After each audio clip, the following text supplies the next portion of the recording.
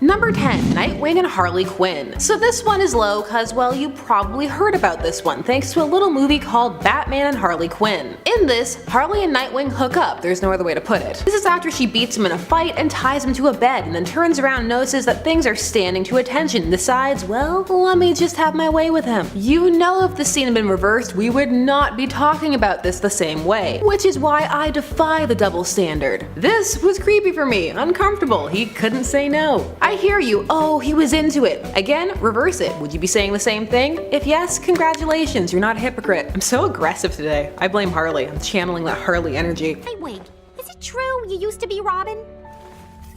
Huh, ain't that a kick in the pants? Little boy ones are all grown up. Harley isn't exactly the most stable, but this isn't the only time we've seen these two hook up. This also happened briefly in Grayson, where she actually identified him by his kiss. Grayson was an interesting series, so much cheesecake pretending that that level of overt thirst happened in other comics. Man was molested and attacked by vampires. I've read all of Grayson. I was the target audience, I think, and they got me. It's fine, it happened. Number 9. Quicksilver. If you've seen the movie Kick-Ass recently, you may have noticed that two of the main characters, Dave and Todd, both ended up playing Quicksilver on screen. So Aaron Taylor Johnston played him in the MCU and Evan Peters played him in the X-Men universe. Quicksilver, aka Petro Maximoff, is a speedster who made his first debut all the way back in 1964 in X-Men issue number 4. He's the twin of Wanda Maximoff and the son of Magneto. In X-Men Apocalypse, he casually reveals this information to Mystique, where she promptly responds with, "What? What? Yeah, that's a pretty good response. He goes on to explain how he met him 10 years prior, but he didn't know at the time. And now of course Marvel didn't have the rights to all of these Fox characters, so his story is a little different. Aaron Taylor Johnston's version of the Quicksilver character got his powers from the Scepter, aka the Mind Stone. Same with Wanda, they're the Miracles, not mutants. Different M. See, I thought that Evan Peters' version was honestly wasted. I mean, the fact that he explains how badly he feels for being the fastest person ever, yet he's always late to these big, crucial life moments. These character arcs were really going somewhere, and by the time we got to Dark Phoenix, and it just, it just didn't matter. I think they wasted a lot of potential. Even Quicksilver's scenes were the staples in those movies. Like as soon as you saw that Bumblebee start to slow down in X-Men Apocalypse, you already knew what was about to happen. And it was epic. It's probably the only scene that I will see. I see it on YouTube every now and then and I'm like, you know what? I gotta watch this. It's too good. I'm hoping to see him come back in Disney Plus's WandaVision. Fingers crossed, guys. Let's do it. Number 8. Black Cat Clone. Most video games featuring Black Cat do not disappoint when it comes to highlighting just how seductive Black Cat is, and the clone version of Felicia from the game Spider-Man Edge of Time is no exception. This version of Felicia is a clone created by Alchemax using the combined DNA of a few different people and creatures, including Felicia herself, cats, Tigra, and the Vanisher. This made Felicia even more powerful, which really only added to her allure as a character. This clone's version had improved fighting skills and could also teleport. And as always, she also has tons of great sexy lines in the game.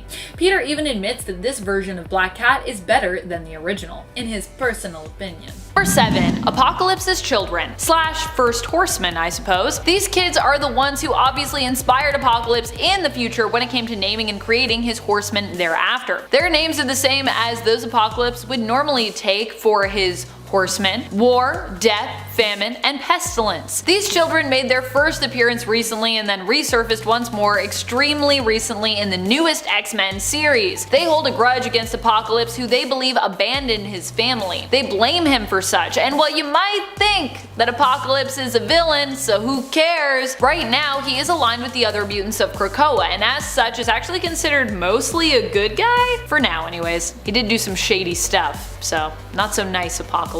Or however we're saying your name now, Krakoan symbols with an A in the middle, however I say that in Krakoan. Number 6.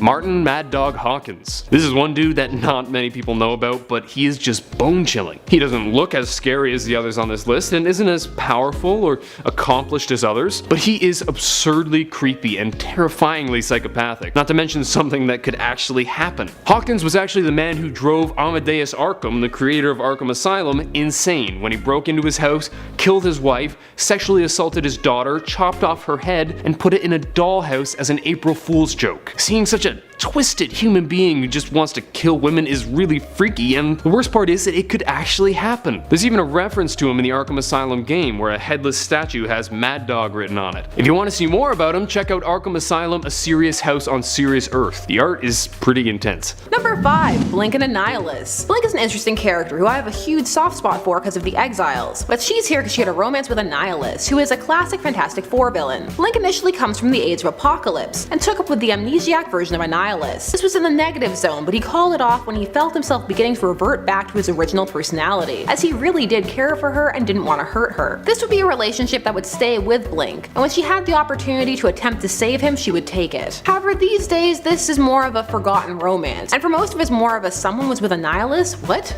When? Why? Number 4. Thane. Remember that guy from Infinity War? His name was Thanos. It's kind of a big deal, had a gauntlet, loved snapping his fingers, maybe he watched a lot of West Side Story, I don't know. Yeah, he has a son named Thane. He's the outcome when you mix Thanos with an Inhuman. He made his first appearance in the New Avengers Volume 3, Issue 10, also referred to as Living Death. Thane is quite the descendant. His powers are so strong that he needed Ebony Maw, aka Squidward, to make him a containment suit. Without the suit, his powers were very unstable. I mean, this guy goes to work. He once trapped Thanos and Proxima Midnight in an amber construct by using just his right hand. My right hand is really weak, especially today. I have morning hands still, you know, where you just can't open anything. It's just a weak day. Yeah, morning hands. You're welcome for that. So after seeing that, Ebony Maw's like, hey man, let's just chill. I can discipline you. You'll be a good guy. Don't listen to your dad. He's kind of a dick. Number 3. Red Cat. The Red Cat is sort of a hybrid of Black Widow and Felicia Hardy, or really more Nat and Black Cat's clothing and role, which gives us the Red Cat.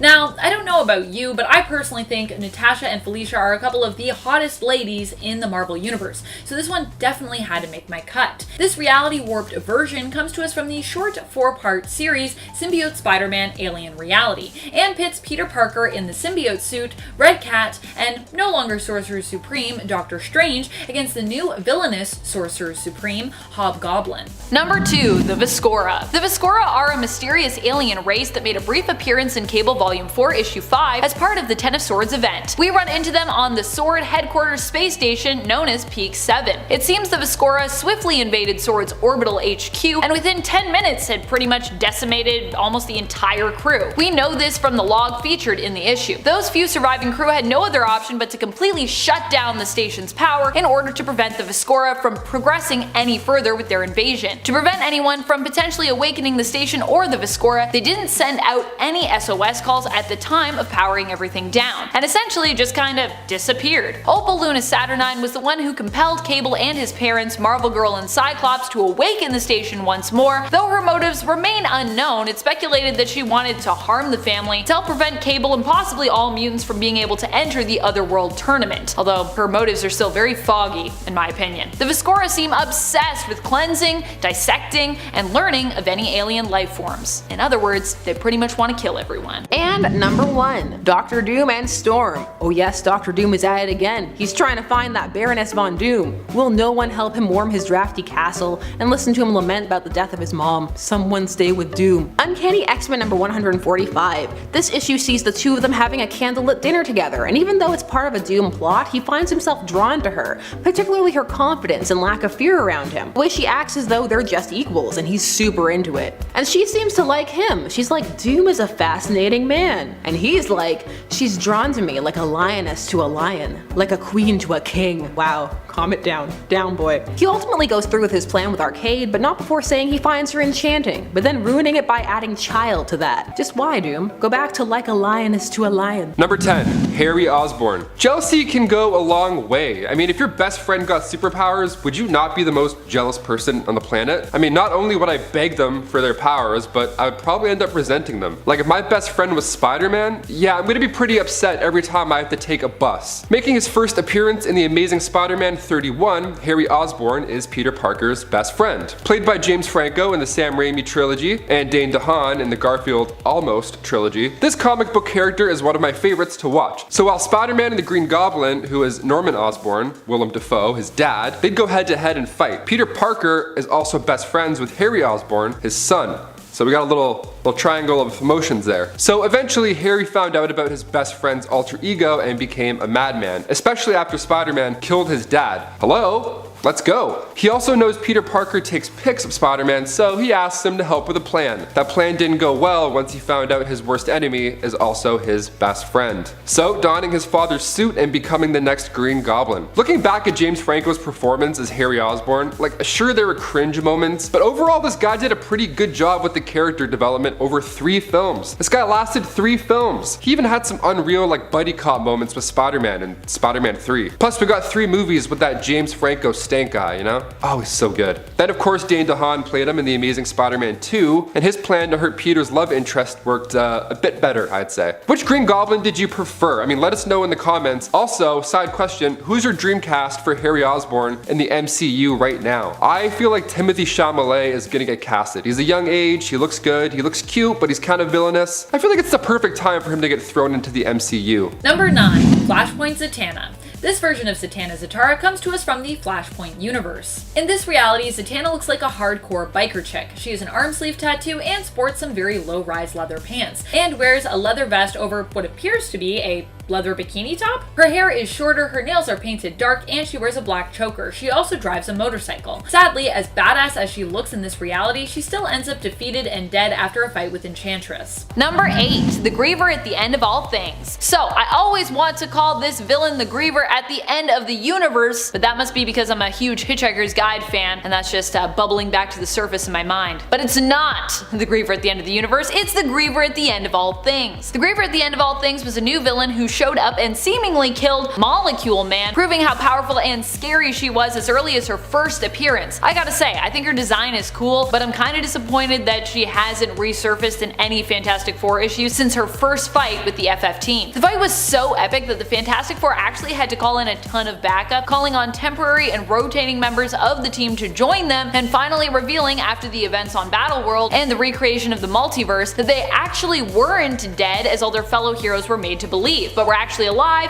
and rebuilding everything in secret. So that let that cat out of the bag. Number 7.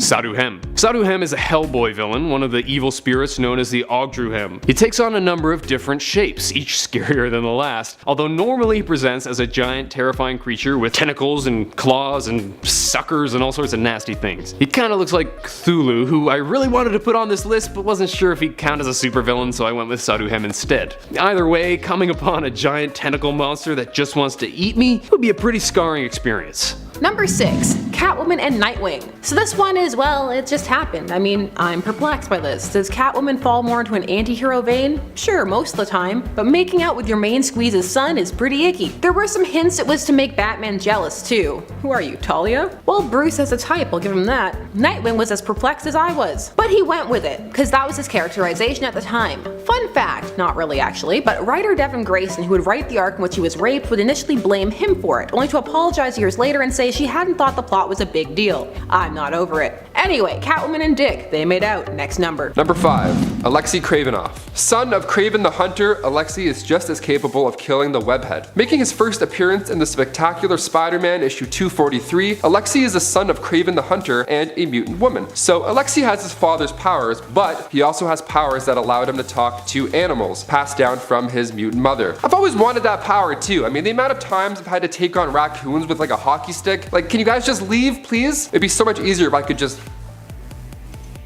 and then they leave. That's it, no problems. He's also known as the second Kraven the Hunter, I mean, obviously. And there's even talks of Jason Momoa playing Kraven the Hunter in the next live-action Spider-Man movie for the MCU. And with Jamie Foxx just being announced to reprise his role as Electro, we could potentially see Kraven join in to complete the Sinister Six lineup, which is something we almost got in the Amazing Spider-Man Almost trilogy. So it may finally be happening, people. Hold on to your butts. And if he's defeated, we always know that his son will just come in and be Kraven the Hunter 2.0. Good to know. Number 4. Nubia. Nubia is the alternate Wonder Woman from Earth 23, the same Earth as Calvin Ellis's Superman. There are a few different versions that are super hot when it comes to Wonder Woman, who herself is just a stunner, and Nubia is definitely one of them.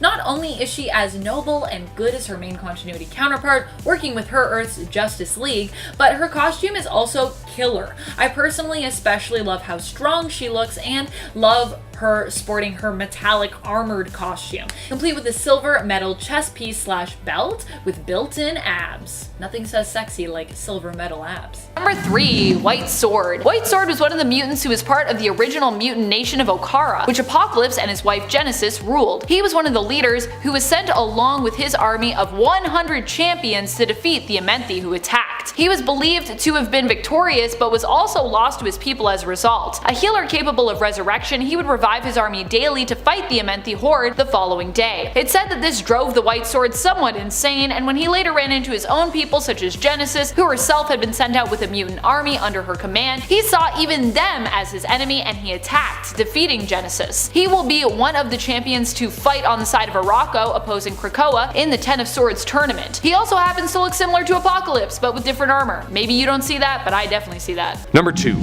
Joker. Joker is definitely not the scariest looking of villains. Eerie, sure. Crazy, definitely. Funny, I mean, sometimes I guess, but generally he doesn't look particularly funny. But the Joker is just so damn insane, and murderously so, that you honestly have no way of knowing what he'll do next. Will he just tell you a subtext-heavy joke about people walking across a roof, or will he tie you to a chair, torture you, and make you laugh yourself to death? Who knows? This unpredictability, along with his undeniable genius, makes him absolutely terrifying. And if, on top of all this, you're also afraid of clowns, God help you. And finally, number 1, Vision. Yep, hear me out, okay? So in Avengers Age of Ultron, we find the twins, one of which I was talking about earlier, Pietro, aka Quicksilver, and the other, Wanda, aka Scarlet Witch. Their powers are given to them not by Magneto in this world, but one of the Infinity Stones, the Mind Stone. After Ultron is accidentally created, he has one idea, to have a kid, make a new body, you know, pass it on. So after being created by Stark, Ultron was born with the same goals almost. So he figured if he took some vibranium and mixed it with that same stone that gave him life,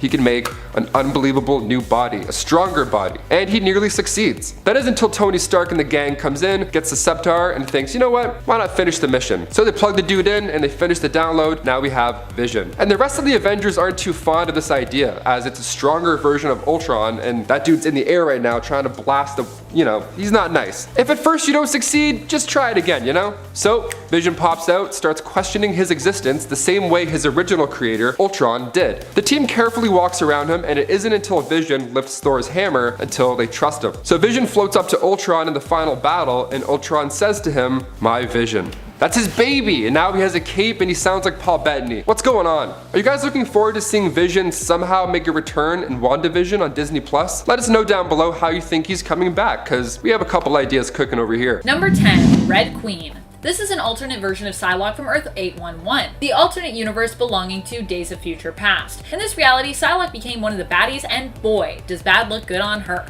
Psylocke ended up joining the Hellfire Club and becoming their Red Queen. She has dark painted nails, a sick cape, and some really awesome thigh-high boots that look like they might be built into her costume. I am a sucker for really nice thigh-high boots.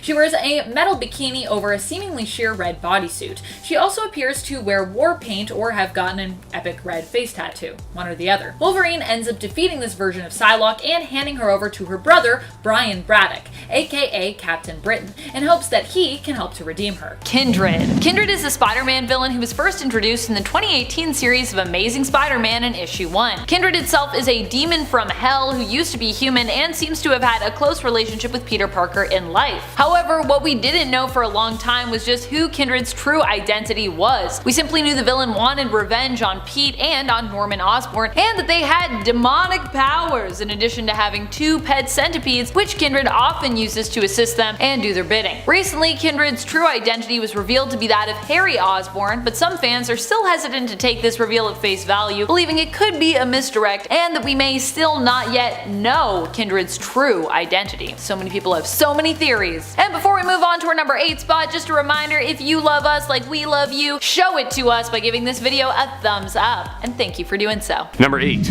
Id the Selfish Moon. Id is just such a creep. Look at him. At best, he looks like some creepy dude who watches people changing through a telescope, and at worst, he looks like a murderous serial killer. And unfortunately, the latter is probably the more accurate option. Because if a planet doesn't excite him enough, he blows it up and snorts the dust. Something tells me if a giant angry moon showed up and asked us to entertain it or we'd die, we'd probably be a wee bit spooked. Because nobody wants to be blown up and snorted. I mean, I assume. Maybe there's someone out there who's into that, but I'm sorry if that appeals to you, you're weird. Number 7. possessed Raven, and Starfire. So this occurred during the New Teen Titans run in the 80s, and during this arc, Nightwing and Starfire were getting married. It was huge, we've been building up to it. Well, it didn't happen because Raven crashed their wedding hard. And a Raven who is full on in all hail Trigon, I can't wait to rule the universe mode. But here's the thing, it's what happened when she crashed it that was, well, it was a lot. There was some very suggestive things going on, some BDSM things, like with her forcing Starfire onto all fours and yoinking her hair back. Then she kisses her and is all, "Dear sweet Coriander, of all those I've taken, so far you have pleased me the most." This while straddling her. How did this get past the code? I have so many questions. Is there a non-R-rated way to read this? Because if so, I'll accept my new home in the gutter. No judgment. What do you all think? It's a lot of a lot, right? Number 6. Loki. Arguably one of the best characters of the MCU, Loki is the adoptive son of Odin. But who are his real parents? Loki Laufeyson, yes, that's his real name, has a little tongue twister in it, is the son of the frost giant Laufey. He was left as a baby, abandoned in his home world, Jotunheim. During a battle, Odin had found his lost child and took him in as his own. We see this in the first Thor movie back in 2011. When Loki finds out that his motives are peddled by being the offspring of an evil frost giant, he gets a little upset. He always felt different growing up and often looked down on Thor as he got the most attention growing up, being Odin's true son. Odin had chosen not to tell Loki of his true heritage and raise him as one of his own, being a nice guy and all. But with evil powers comes evil responsibility, and Loki ended up becoming the villain a year later in the 2012 Avengers film. See, I favored Loki's storyline more than half of the main Avengers. I mean, the adoptive thing wasn't taken lightly at all, and Tom Hiddleston did an amazing job showing these moments of weakness and anger to Odin. He met his demise in Infinity War, we think, but you know, we have this whole Disney Plus show titled Loki coming out soon, so I feel like the God of Mischief isn't quite done with us yet, thankfully. Number 5. MANGAVERSE Black Cat. So I know that Black Cat isn't exactly a superhero all the time, and is more like DC's Catwoman, in the sense that she walks a fine line most days between being good and being bad. But if we are talking hottest female alternates, then she needs to get mentioned, because she has some of the hottest female alternates. Black Cat also does tend to walk the road of being a hero more often than a villain as well, I would argue. Her MANGAVERSE version is by far one of the hottest, just based on her costume alone. This version of Felicia from MANGAVERSE's Earth 2301 also seems to genuinely care more about Mary Jane than her 616 counterpart. She expressed concern for MJ's well-being despite also competing with her for Peter's affection. Still, this reality almost implies more of a love triangle between the three of them than a straight competition for who gets Spider-Man. Number 4. Hordeculture. Hordeculture have to be some of my favorite of the newest villains and villain groups to surface. They are a group of elderly women and botanists who are focused on preserving the planet, focusing on returning it to a more pristine state. In other words, they want to make sure people stop messing everything up by taking control of everyone's food source, in essence controlling plant life and crops, in order to decide who gets to live and kinda who gets to die. As of right now, there are 4 women who are part of the group that we know of: Lily, Edith, Opal, and Augusta. They also made a brilliant and hilarious appearance in the limited Empire X-Men series, which by the way, if you haven't read, is pretty hilarious and great, and I do recommend it. You don't really have to read Empire to enjoy it either, you just need to know the general plot of that event to enjoy the story of this 4-issue series featuring my fave new villains, Hordeculture. Number 3. STYX. STYX, one of the personalities of Legion, is one of the villains that is scary both in appearance and in his abilities. First, just look at him, he's freaky. He's like the Silence from Doctor Who meets Slender Man, except he has a mouthful of sharp teeth and he's naked. So yeah, he's absurdly creepy looking. But what's more is that he can absorb your freaking soul. Just by touching you, he can absorb your soul and control your body, even able to enter the minds of powerful telepaths like Professor X. This is particularly scary for me because as a kid I always had nightmares about a dude called the Brain Sucker who sucked out your brains by touching you. And STYX is eerily similar, so he scares the crap out of me. Number 2. Thor and the Enchantress. This gets to be high up because this could have been a great love. In an AU story, these two were married and had a son. Happily married, no Sue and Reed shenanigans here. Enchantress at this point wishes she was the woman Thor loved. Amora, not enough people say her name. Amora is her name, not the woman that Thor loves. That changes. Right now it's the She-Hulk. Now this developed over time. She was initially sent to take out Jane and worked with Loki to seduce Donald Blake, Thor's human form. But she came to care for him, but well, that's not the best first impression, is it? And Thor has a whole slew of lovely ladies throwing themselves at him, so she has a lot of competition, and Thor's not really one to dabble too much in dealing with the villains. He's not Batman, that's for sure. These two, there's something there. I just want more of a spotlight on Amora. I wanted thy love, not your death. Please, please come back to me. Number 1. Power Girl. So, I'm not about to talk about Earth 2 Power Girl here because that seems a little weird and wrong. Although many people think of Power Girl as an alternate version of Supergirl, she really is her own character. Now, of course, the continuity in DC can be very confusing because of all of the resets we've seen and had. But basically, just know that Earth 2, where Power Girl is from, is kind of like the home for the classic versions of superheroes, as established in 1961's Flash Volume 1, Issue 123, like Jay Garrick's Flash, Alan Scott's Green Lantern, old school Batman and Superman, so to call Power Girl an alternate doesn't really do her justice. Which is why I'm going to talk here about one of her own hottest alternates from the series, Justice League The Nail. Power Girl is one of the hottest characters in the comic book world, so of course I could not leave her out of this list. This alternate version has a similar look to Power Girl when it comes to her costume and aesthetic, but with just a few little alterations making her costume a touch more racy. Now, I have always loved Power Girl's look because I feel like she is just so unashamed of her body, of what others think of the way that she dresses. That confidence that she exudes makes her one of the most sexy and attractive supers out there. Nothing looks sexier on a person than confidence. Number 10. Red Goblin. Red Goblin is the amalgamation of the Carnage symbiote, combined with Norman Osborn's Green Goblin. When you mix a blood-fused symbiote like Carnage together with the insane Green Goblin, you get Red Goblin, a pretty fearsome foe to be reckoned with. Spider-Man had to renounce his mantle to protect his family and fight Red Goblin as Peter Parker, and had to also call in backup to defeat this epic version of Norman Osborn introduced a few years back. This whole experience as well severely messed with Norman's mind, and later resulted in him believing that he was in fact Carnage, aka Cletus Cassidy, and was not at all Norman Osborn, forgetting all about that life until another mysterious villain, Kindred, gave him back his sanity. Thanks, Kindred, that's so nice of you. Number 9.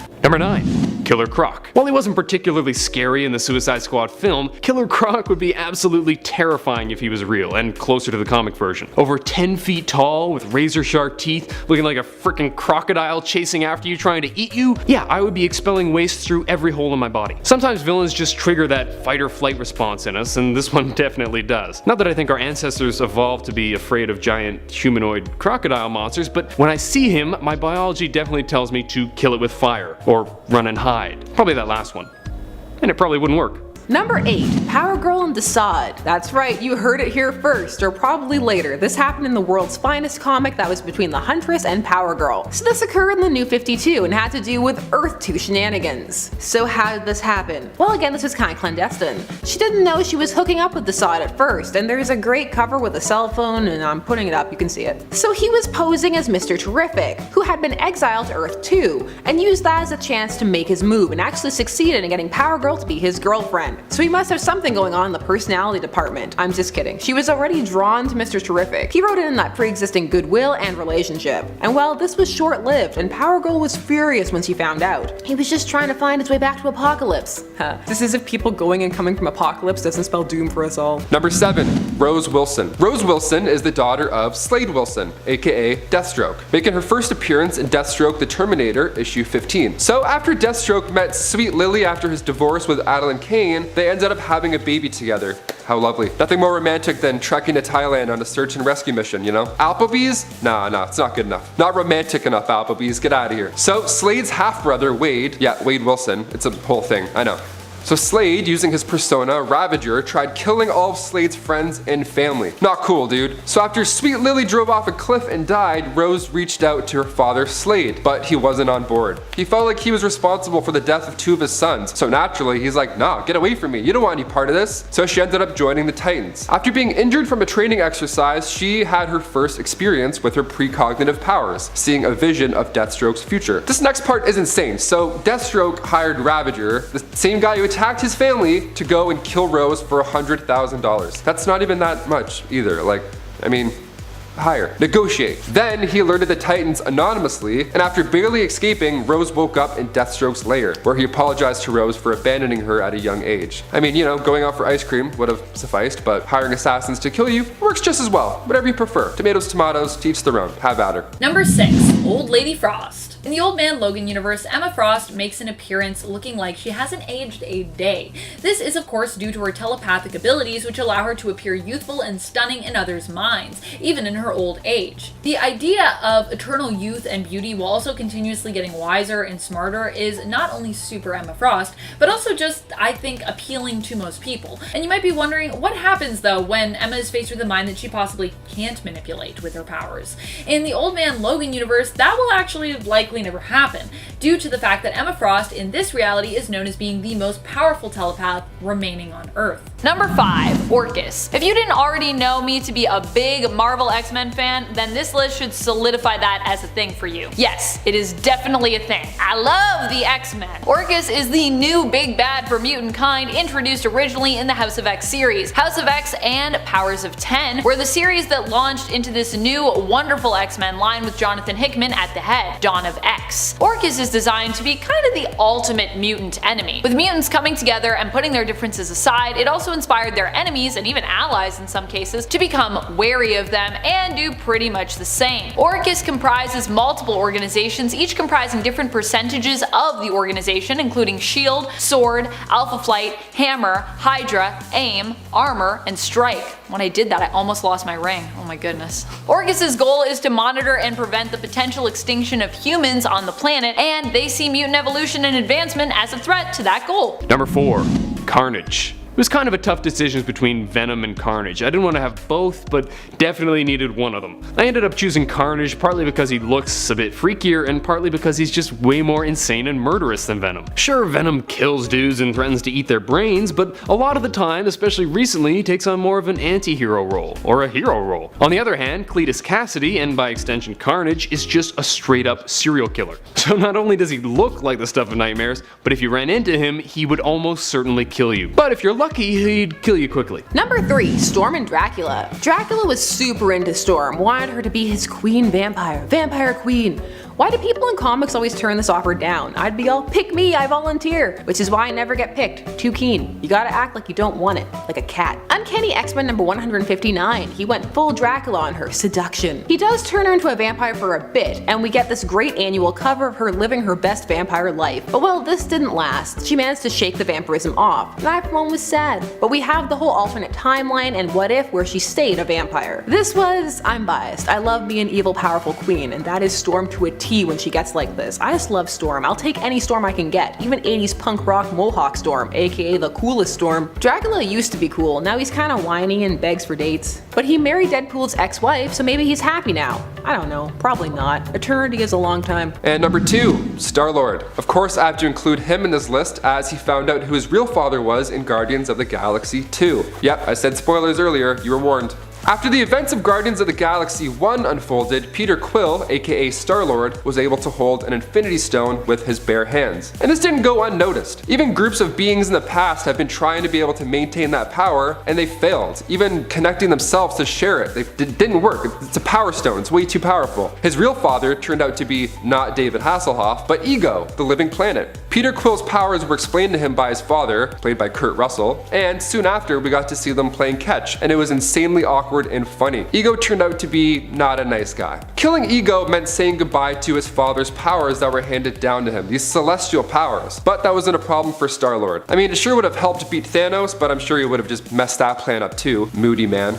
Number 1. Scarecrow. Considering fear is kind of the MO of Scarecrow, it's no surprise that he'd find himself on this list. Scarecrow certainly isn't the scariest looking of villains in his normal state, and when played by Cillian Murphy, he's downright dreamy. But he has a few tools to terrify at his disposal.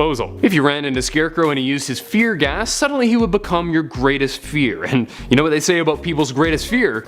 They're scared of it. Yep, people say that, it's a thing they say. Plus he can turn into a scare beast, a pretty freaky looking monster that naturally emits his fear gas. Now, the Scarecrow is pretty scary, but not as scary as this Scarecrow. That's me, I was in Wizard of Oz. Number 10. Bloody Mary. We all know the legend. Say Bloody Mary 3 times into a mirror and she'll come kill you. Crap, I've said it 2 times already, gotta be careful. This is a popular folktale, generally used by one kid to scare his or her friends and feel cool. But she was recently introduced in the Batwoman comics, and they did a pretty good job of making her look about as scary as we always imagined. I get that she isn't objectively the most terrifying of villains, since, you know, there are a lot of much freakier and more dangerous villains, but considering how freaked out many of us were by the legend as kids, there will always be a horrified place in my heart for Bloody Mary. Oh crap, I said the name again. No, please! Number 9. Superman and Poison Ivy. So this is pure coercion, no romance. No romance, or is this a consensual hookup shenanigans here? This occurred during Hush, and Poison Ivy used her pheromones and, well, pheromone kiss to control him. I'm telling you, Superman is susceptible to these things. Now some say he's not more susceptible than others, why are you harping on it? However, when someone is nearly invulnerable, all weaknesses stand out all the more. So here Ivy controlled Superman at the behest of Hush, and for the overall plot. Now some people just remember this cause, well, it's an iconic look. That's a good reveal when she wraps herself around him and it's all like, oh, the gasp, I can't believe this is happening. The art in Hush was just really good, regardless of how you feel about everything else. Number 8. Talia al Ghul. As you would have guessed just by her name, Talia al Ghul is the daughter of Ra's al Ghul. She made her first appearance in Detective Comics issue 411 and also played a main role in Christopher Nolan's Batman trilogy in Dark Knight Rises, played by Marion Cotillard. This chick's pretty bad. I mean, Talia is the daughter of Melisandre and Ra's al Ghul, and after witnessing her mother being murdered by QUICKIN, she began to follow her villainous father's footsteps, learning more and more about the family business. Now, eventually becoming Ra's al Ghul's primary heir. At the end of Dark Knight Rises, we see a nice Nolan little character twist, where Miranda reveals her true identity. Now, in the comics, it's quite fun as well. See, Batman rescues her from Dr. Dark, in her first issue actually, and Dr. Dark had actually once been a member of her father's League of Assassins. Interesting. Ra's al Ghul informed Batman that her and Robin had been kidnapped, so Batman goes in, of course, to save the day. Then he finds out it's all this big setup by Ra's al Ghul to see if he was good enough to take his daughter's hand in marriage. I feel like Tinder works a bit easier, you know? I mean, just type in your preferences. It's not, you know, must have a cape, must be afraid of bats, no parents, no problem, super swipe. She's also the mother of Damian Wayne, but I'll save that story for another time. Number 7. Flashpoint Starfire. Not everyone may love the idea of Starfire being a villain, but you can't deny that being bad looks good on Starfire. In the Flashpoint timeline, Kory joined Wonder Woman's army as one of her female Furies. This version of Starfire features a similar look to her main timeline counterpart. She is one of those weird 90s looking face and hair pieces that I love so much. I don't know why I love them, because I feel like in reality they would really look terrible on people. She is also covered in a costume that defies logic, featuring just swirls of purple flame to cover her. And she is also wearing some seriously amazing thigh-high boots. In this reality, her and Dick Grayson end up against one another, and a trap that he lays results in her death. Number 6. Dark Carnage. Dark Carnage is like Cletus Cassidy but dead, and brought back to life using the Grendel symbiote, and then turned into a towering skeletal monster that is hungry for your spine. Well, maybe not your spine specifically, but if you bonded with a symbiote ever, alive or dead, he's hungry for that spine. It's finger licking good. Delicious spines. Dark Carnage was sort of the final phase of Cletus Cassidy, who sought to awaken Null by gathering all the codices from within all those beings who had ever bonded with a symbiote. Doing so would awaken the Dark God, which was just the kind of chaotic party Cassidy was all about. And attempting to do this, he perished, but was ultimately successful, as Null is now awake and headed for Venom and Earth. Cletus may be gone as a result, but the villain has died many times and returned in many different incarnations, such as this new one, Dark Carnage. I'm excited to see if he comes back again, and when he does, just which version of Carnage we'll see next. Maybe some kind of dark immortal Carnage. Number 5. Doomsday. Doomsday is definitely one of the freakiest villains out there. First of all, the dude looks terrifying, so dark and evil and spiky. His scary appearance may well have been one of his adaptations. However, not only does Doomsday look scary, but in reality he would be essentially unstoppable. Especially in our world where, you know, we don't have Superman. Once he adapted to our bullets and explosives, it'd be damn near impossible to even scratch the creature. If Doomsday was around today, it's safe to say we'd all be living in fear, although on the bright side, we probably wouldn't be living that long anyway. Yay, silver lining! Number 4. Ravager and Superboy. This one is a pure fake out. Now Ravager was a supervillain when she first debuted, unstable, working with her father Deathstroke, but over time she joined the Titans. Deathstroke's kids in the Titans, it's a thing. Well, except for his first kid, you know, getting enhanced by the Hive and dying, which started off Deathstroke's whole I gotta kill the Titans thing. Now Ravager is more frequently portrayed as a member of the Titans, or coming around to them very quickly. Now this pairing, her and Superboy, is teased on the very cover of the issue, and just look at Superboy's face, it looks like this is the worst thing that's ever happened to him. But haha, this Ravager was a fake. This wasn't the real Ravager, which I'm fine with. Ravager and Superboy, well, Connor, Superboy, there is more than one now. It's all more confusing than it needed to be thanks to them hyper-aging John Kent, Clark and Lois' son. Take that, Lady of Kleenex mentality. Still, this was a thing. They kissed. It counts. Ha! Number 3. Cynthia Schmidt. First appearing in Captain America issue 290, she is the daughter of Red Skull. That's right, the villain in Captain America, the first Avenger. So Red Skull realized he needs a male heir and went out, found himself a washerwoman, and went about it. After the mother had died during childbirth, Red Skull, better known as Johann Schmidt, almost killed the child because it had been a girl and not a boy. What a monster! So Susan Scarborough was like, hey, that's just a bit wild, maybe let's not do that, I'll raise her, what do you say? And he agreed. So the Red Skull passed on his wisdom through Susan. He came back as she was a child and put her in a machine that sped up her aging process, making her an adult and giving her her superpowers, thus becoming Mother Superior, the leader of the Sisters of Sin. My favorite part of all this, one time Captain America was put in this machine and became super old. And then when he used the machine to revert back to regular age, he took the sisters with him so that they also de-aged. And I honestly think we're gonna see some sort of version of this in the MCU now with Scott Lang's Van. I mean, sure they failed at making a time machine, but they also accidentally created this aging machine or de-aging machine. So like, can we throw Cap back in there and just get him to sign some more movie contracts? Cause I feel like we're not done with Chris Evans yet. Number 2. Revenant Storm. There are so many hot alternate versions of Storm out there. Even her anti-self, her Mummidry or Revenant version is sexy. This version of Storm was brought out in Uncanny X-Force Volume 2 after the Revenants, under leadership of their queen, Cassandra Nova, used a serum to revive the Mummidry of the X-Force team members within them. Psylocke, Puck, and Storm within them. This version of Storm keeps her long white mane of hair but also sports horns on her headpiece. Her costume is similar to her original costume, but with lots of dangly fang accessories. She also has a body chain attached to part of her chest piece. I am such a sucker for darker takes on classic characters and body chains. Body chains are cool. Number 1. Donald Blake. Thor issue number 9 of the newest run from 2020 starts off a new story arc titled Prey. At the end of the issue, we see the return of Donald Blake, a former persona of Thor's who's basically became his own person but then was trapped in a hell dimension. Driven mad, Dr. Donald Blake has returned, escaped his prison, and seems to be looking for revenge on all of the gods. This is a refreshing and interesting take on an old character, bringing him back as a villain now. It's what I really find intriguing about this new run on Thor, which I thought was maybe going to be trying to take us back to ones with, you know, the title character himself and everything else, and yet we have amazing things like this happening. Donald Blake returning to us not as the same old ally, but as a villain. Shortly after escaping, Dr. Blake is confronted by Loki, so that's the god that he deals with first. Surprisingly, Blake makes quick work of Loki, vowing that he will no longer be a refuge for any god ever again, and they will no longer be able to hide from him. Thor, I think he's coming for you. I think so.